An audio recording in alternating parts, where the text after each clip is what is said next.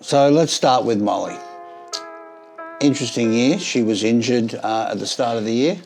So we were behind the 8 ball. We were hoping to do all this testing of new boards and get everything going in 9 weeks until she could actually get in the water. So we didn't get to do any testing of boards. And also, she changed up her coach. Molly had micro for such a long time. And it was just good just to try something different. You get different energy from different people in different locations, and they have these coaches that know the break really well, and just that extra information that she could get from these other coaches has probably helped her along the way. It was all new ground for us. Had some new boards, just some backups of the stuff she already knew, and then off she went to pipe. Great result there. She got 3rd, and she loves her DNA roundtails. It was what she's been riding over the last three years prior to this year.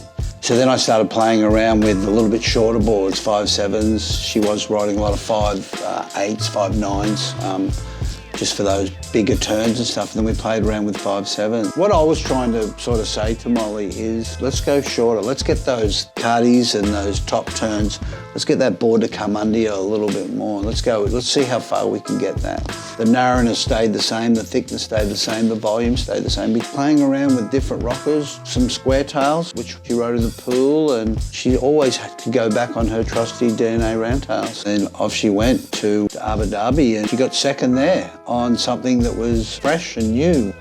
And then it just clicked, winning Brazil, which was fantastic. That was the first win of the year. She was in so many finals and she hadn't won.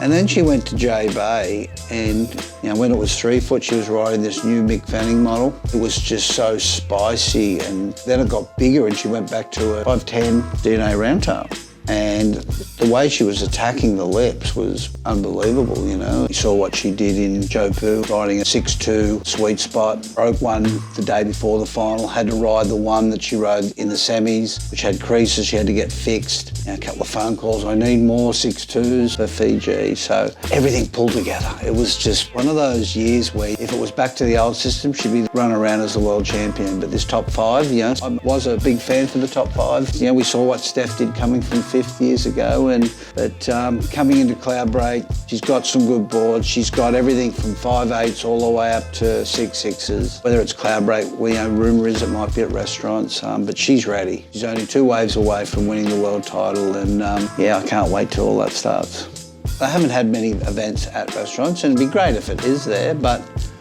I think if it's sizey, anything 6 foot, she'll be ready for everything, turns, barrels, she's a weapon.